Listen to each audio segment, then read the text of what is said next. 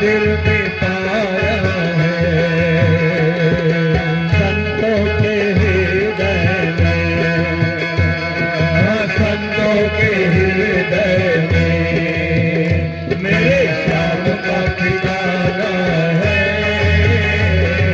संतों के हृदय में मेरे श्याम का ठिकाना है, ओ संतों के हृदय में मेरे श्याम का ठिकाना है, संतों के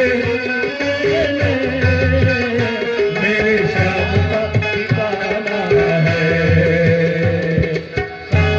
मिलने का, ओ सावन से मिलने का, सत्संग ही बहाना है, सावन से मिलने का, सत्संग ही बहाना है, सावन से मिलने का, सत्संग ही बहाना है, ओ सावन से मिलने का, सत्संग ही बहाना है, ओ वृंदावन की गलियों में, हाँ वृंदावन की गलियों में मेरे श्याम का ठिकाना है, वृंदावन की गलियों में मेरे श्याम का ठिकाना है, वृंदावन की गलियों में। बोल वृंदावन बिहारी लाल की, श्री भागवत भगवान की। बड़ा ही सुंदर कहा, ये भगवान प्रभु को सत्संग ही में प्राप्त होते हैं। इस कलयुग में परमात्मा को अगर पाना है तो उनकी कथा रसास्वादन करना होगा, रसपान करना होगा, क्योंकि कथा में ही भगवान है। भगवान वैकुंठ में मिलेंगे नहीं मिलेंगे इसकी गारंटी नहीं, योगियों के हृदय में रहेंगे नहीं रहेंगे इसकी गारंटी नहीं, लेकिन जहां पर भगवान की कथा होगी वहां पर भगवान जरूर आएंगे, ये पक्की बात है। जरूर आएंगे परमात्मा, और यहाँ प्रभु आएंगे। इसीलिए कहा जाता है कि अपनी अपनी मनोकामना से हो करके भागवत कथा श्रवण करिए, और भागवत भगवान आपकी मनोकामना को पूर्ण कर देंगे, पूर्ण कर देते हैं परमात्मा। वह भाव का भूखा है परमात्मा, प्रेम से राम ही केवल प्रेम प्यारा। और इस प्रकार वह जो भगवत कथा रस पान करता है, सत्संग से जुड़ जाता है, भागवत कथा के उसे वो लत लग जाती है, प्रेम हो जाता है भागवत कथा से, उस व्यक्ति को सिया राम मैं सब जग जानी, करहु प्रणाम जोरि जुग पानी। किसी से द्वेष नहीं, किसी से ईर्ष्या नहीं, किसी से कोई अहंकार नहीं, मन में कोई विकार नहीं होता है, वह भगवत भक्ति से ओतप्रोत हो जाता है, और ऐसे व्यक्ति भगवत धाम को फिर जाता है, उसकी सदगति हो जाती है, मुक्ति हो जाती है। क्योंकि हर मनुष्य को बड़े भाग्य यह मानुष तन पावा, सुर दुर्लभ श्रुति ग्रंथ न गावा। बड़े भाग्य से मिला है, तो क्या बस खाली यही गलत काम करने के लिए, बस खाने पीने के लिए, सोने के लिए? ये तो कुत्ता भी कर लेता है, पशु भी करता है, वो खाता पीता है और कुछ काम कर लेता है, और उसको जहां बैठा दिया वही रहा। तो क्या कुत्ते की तरह हमारी जिंदगी, क्या पशु के समान हमारा जिंदगी? जिसको कहा गया बड़े भाग्य मानुष तन पावा, बड़े भाग्य से मिलता है, देवताओं को भी दुर्लभ है यह शरीर। यह पाने के बाद भी हमारा जीवन फिर इसी तरह गलत कार्यों में चला जाता है, तो फिर हमारा जीवन धिक्कार, फिर आवागमन बंधन से मुक्त नहीं होते। वह व्यक्ति फिर उसकी मुक्ति नहीं होती, फिर पुनरपि जननम पुनरपि जननम पुनरपि मरणम पुनरपि जठरी जननी सैन। वो बार बार वो मरण जन्म के बंधन से मुक्त नहीं होता। जो भगवत कथा रस पान नहीं करता, जो सबसे प्रेम नहीं करता, और जो जिसकी दृष्टि गलत बनी रहती है, गलत जगहों पर आकर्षित होती है, ऐसे व्यक्ति की कभी मुक्ति नहीं होती और उसे लोक परलोक कहीं भी उसे वह सुख नहीं मिलता है ऐसे व्यक्ति को। तो ऐसे व्यक्ति जब मरता है तो अंत समय में यमराज आते हैं और जैसे दुष्ट व्यक्ति को घसीट कर डंडा से पीट करके उसे फिर नरक ले जाते हैं। कहते हैं कि कौन नरक देखा है, कौन?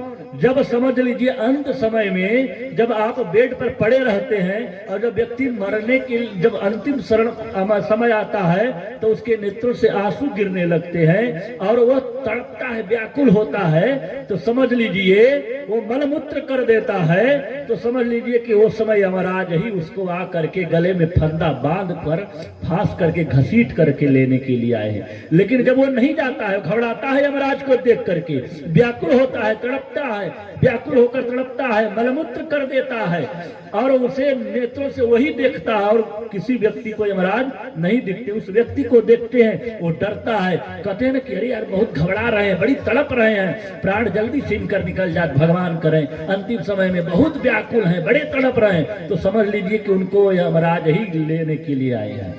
ऐसे व्यक्ति को घसीट कर डंडा से पीट कर यमराज लेकर जाते हैं और फिर उसकी आवागमन बंधन से मुक्त नहीं होता है और कहते क्रमशः समानुक्रम्य पुनरत्रा व्रजेत्यसि, वह क्रम के अनुसार फिर वह 84 लाख योनियों में भ्रमण करता है।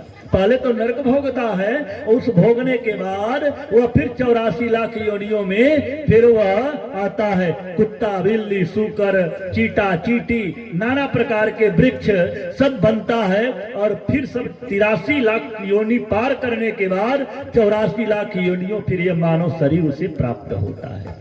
फिर वह क्रमशः समानुक्रम्य क्रम से भोगने के बाद फिर वो 84 लाख योनि में माँ के गर्भ में वह आता है। फिर बालक, जैसे बालक प्रभु कहते हैं कि इस बार एक बार और मौका तुझे दे देता हूँ, इस बार देखता हूँ क्या करता है, इस बार अपने जीवन को संवार लेना। लेकिन ये बात कैसे पता चलेगी कि ये हम 83 लाख योनि को पार करके आए हैं, 84 लाख योनियों का ये मनुष्य जीवन है, कैसे प्राप्त मालूम होगा? तो कैसे प्राप्त जानकारी करने के लिए हर व्यक्ति अपने हाथ से 3.5 हाथ का होता है ना, हर व्यक्ति अपने हाथ से 3.5 हाथ का होता है और एक हाथ में कितने बित्ता होता है? एक हाथ में 2 बित्ता। बहुत बढ़िया, आप लिखा बता दिए। 2 बित्ता होता है, एक हाथ में 2 बित्ता होता है, तो 7 बित्ता 3.5 हाथ में कै बित्ता हुआ? 7 बित्ता हुआ। तो 7 बित्ता हुआ तो एक बित्ता में, और एक बित्ता कितने अंगुल का होता है? नहीं, एक बित्ता कितने अंगुल का होता है? ऐसे एक बित्ता हो गया तो कितने अंगुल का होगा ये? 12 अंगुल का। नाप लीजिए अभी तुरंत। 12 अंगुल का होता है एक बित्ता, 12 अंगुल का। तो 7 बित्ता में क्या हुआ? 12 7 84। और यही 84 लाख, यही हमका अपना जीवन बता रहा है कि हम 84 लाख योनि में हैं और 84 लाख योनियों को हम प्राप्त किए हैं और मनुष्य जीवन मिला है, फिर ये जीवन मिला है, फिर मिलेगा कि नहीं, फिर 83 लाख योनियों में अगर हम कुकर्म इस शरीर से करेंगे तो फिर भोग भोगना पड़ेगा, फिर हमारा आवागमन बंधन से मुक्त नहीं हो पाएंगे और हम फिर नाना प्रकार के वह भोग भोगते रहेंगे। इसीलिए कहते हैं कि अब इस जीवन को सवार लीजिए, इस जीवन को सवार लीजिए। इसीलिए कहा गया है कि बड़े भाग्य मानुष तन पावा, सुर दुर्लभ श्रुति ग्रंथ लगावा। बोल वृंदावन बिहारी लाल की। इस प्रकार यह उन्होंने कहा कि मन को बस में करना होगा माता। अगर मन बस में हो गया तो फिर जीवन सुधर जाएगा और जीवन संवर जाएगा। इसीलिए मन को बस में करना होगा और मन को बस करके मन ये मनुष्याणाम कारणम बंध मुक्षय बंधम तो विषयाशक्तम मुक्तम निर्विषयम मन। मन ही बंधन प्रदाता होता है। मन ही जब विषयों में आसक्त हो जाता है किसी विषय में, ये संसार में, तो वो बंधन हो जाता है। और जब ये मन विषयों से अनासक्त हो जाता है कि अरे यार हमें क्या करना है, सब कुछ तो परमात्मा का है, तेरा तुझको अर्पण, ये बच्चे हैं अब ये सब देखें करे काम सब, ये इनको अब मैं अपना चाबी, ये बहू है चाबी बहू को दे दे और अपने बेटे को दे दे और अपने भजन में लीन हो जाएं, तो ये आपको ये मन फिर शांत हो जाता है। मन किसी चीज में आसक्त नहीं होना चाहिए, तो वही बंधन मुक्त हो जाता है व्यक्ति। जीते जी फिर उसे बन जाने की जरूरत नहीं है, घर ही वो बन जाता है उसके लिए, कि किसी चीज में आसक्ति नहीं है, जो मिल गया पा लिया, जो मिल गया खा लिया। और ये नहीं, अब बहुत लोग तो होते हैं चलने की हिम्मत नहीं है, लेकिन सांस उठने में घुटना में दर्द है, चारपाई से उठ नहीं सकती है, लेकिन चाबी का गुच्छा अपने पास ही रखी है, बहू को देने की देना नहीं चाहती कि कहीं ये ज्यादा, अगर वो राशन भी देती है तो नाप तौल करके देती है, कहीं ये ज्यादा लगा देगी। तो आपको विश्वास ही नहीं है तो आपको तो कष्ट होगा ही होगा, उठकर चलने की हिम्मत नहीं है। अब आप चाबी की गुच्छा इसमें लटका करके रखे हैं, अरे दे दो, विश्वास करो। जब तक आप उसको पर विश्वास नहीं करेंगी तब तक वो अपना घर, इस घर को नहीं जानेगी, बहू तब तक नहीं जानेगी। कब जानेगी? जब वो आप उस पर विश्वास करके उसको आपने चाबी सौंप दिया तो वो समझ जाएगी कि अब ये घर मेरा है, अब इसे कैसे चलाना है, अब वो अपने ढंग से, वो अच्छे ढंग से चलाएगी। आप जो कहेंगे उस बात को मानेगी भी। कभी कभी गड़बड़ भी हो जाता है तो आप डांटे नहीं, कह देंगे उसको ऐसे करो ऐसे करो, तो वो सीख जाएगी, फिर वो चलाने लगेगी। और नहीं तो गुच्छा की चाबी आप रखे रहेंगी तो वो जहाँ काम करना है, अब गैस खोला है, चाय बन रहा है, 2 घंटा में वो चाय पक रहा है, जल गया, क्या हुआ, कोई फर्क नहीं पड़ता, क्योंकि वो अपना कैसे मानेगी जब तक आपने उसको अपना सब कुछ नहीं सौंपेंगे। तो इसलिए बच्चों को अब जब बड़े हो जाएं तो उनको कारभार दे देना चाहिए, और नहीं तो फिर आपकी आसक्ति उसी में बनी रहेगी तो आपका आवागमन बंधन से मुक्त नहीं हो सकते हैं। ये बंधन का कारण होता है। बोल वृंदावन बिहारी लाल की। फिर भजन नहीं होगा क्योंकि आपका मन तो उसी घरवा के सब, ये गहना है तो ये सामान है, इसी में आपका मन लगा रहेगा तो भजन कहाँ से होगा? तो भजन तो छूट जाएगा, भजन ही आपके साथ जाता है। कहते हैं कि पत्नी इस घर मकान तक रोती है, साथ देती है, निभाती है, और गांव घर के लोग श्मशान तक साथ देते हैं, जाते हैं, और पुत्र दाह संस्कार तक साथ देता है। लेकिन इससे तो आगे अरे भजन है रे साथी, और भजन बिन तुम अकेला पड़ेगा, अकेला पड़ जाओगे। भजन ही आपके साथ जाएगा, आपका किया गया पुण्य ही आपके साथ जाएगा, आपका दिया हुआ दान ही आपके साथ जाएगा, आपका सुना हुआ कथा ही आपके साथ जाने वाला है, और सब कुछ यही छूट जाना है, सब कुछ रहेगा यहीं पर। तो भगवत भक्ति होनी चाहिए, और भगवान की भक्ति में वह कथा ही श्रेष्ठ है। सताम प्रसंगान्मव वीर्य संविदो भवन्ते हृदय कड़रसायाः कथा।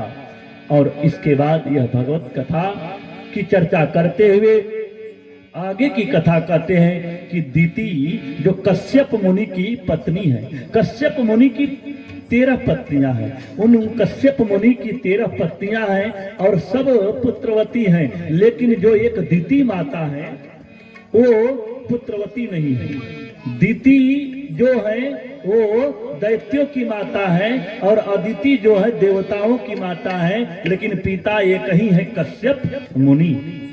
और उनकी और पत्नियां हैं सुरसा, बिनता, कद्रु, ये सब जिससे सृष्टि का सृजन हुआ है।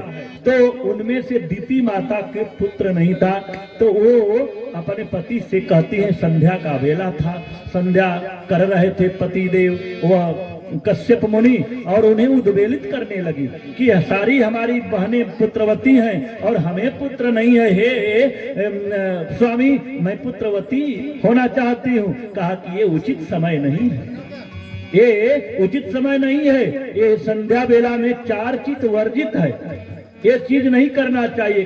कते तत्वारिमानि कर्माणि संध्यायाम परिवर्जयेत्। 4 चीज वर्जित है संध्या बेला में, जिसको गोधनी बेला कहते हैं। क्या कहते? आहारम, भोजन नहीं करना चाहिए गोधनी बेला में। आहारम, मैथुनम, मैथुन क्रिया नहीं करनी चाहिए। निद्रा, सोना नहीं चाहिए। स्वाध्याय, पढ़ना नहीं चाहिए। ये 4 चीज नहीं करनी चाहिए। आहार, मैथुन, निद्रा और पढ़ना। गोधरी बेला में पढ़ना नहीं चाहिए। आधा घंटा जो होता है उसको बड़ा करके उस रोक दीजिए, उसके बाद पढ़िए। आधा घंटा 1 घंटा का जो समय होता है उसके बाद सोइए और आधा घंटे के बाद भोजन करिए। नहीं तो ऐसा जो करते हैं उन्हें वो भगवान शंकर के रुद्र घूमते हैं हर गेट पर, और जो ऐसा करता हुआ देखा जाता है उसे दंडित करते हैं। ऐसे व्यक्ति को दंडित करते हैं, उसके घर से लक्ष्मी चली जाती है। कहा तो जाता है कि घर में हर द्वार पर लक्ष्मी और दरिद्रता 7 बार भ्रमण करती हैं, निकलती हैं भ्रमण करने के लिए 7 बार, और 7 बार आती है दिन में 7 बार, लक्ष्मी और दरिद्रता दोनों। और जिस घर में वो जाती है पहले तो साफ सफाई नहीं रहता है, गंदगी रहती है, तो पहले लक्ष्मी जाती हैं, कहती हैं कि हे दरिद्रता से कि हे बहन तू बड़ी है ना, दरिद्रता वो बड़ी है, तो कहती है कि हे बहन तू बड़ी है, पहले हमें जाकर के घर में देख लेने दे क्या स्थिति है। तो घर में लक्ष्मी जाती है, जब साफ सफाई नहीं रहता है, गंदगी चारों ओर फैली रहती है, तो वो वापस चली आती है और आकर कहती है कि ये बहन अब मैं चली आई, अब तू जा। और जब दरिद्रता जाती है तो दरिद्रता को गंदगी ही पसंद है और दरिद्रता वहीं पर निवास कर जाती है, और जिसके घर में दरिद्रता रहेगी उसका घर ही एकदम साफ, दरिद्रता उसके घर में बैठ गई है, कहते हैं ना। और जब घर में साफ सफाई रहता है, और घर में आप देखते हैं कि अधिकतर लोग मीठा रखते हैं, क्यों? फ्रिज में मीठा रहता है और कहीं रसोई घर में मीठा रखा जाता है, क्यों? क्योंकि लक्ष्मी को मीठा पसंद है।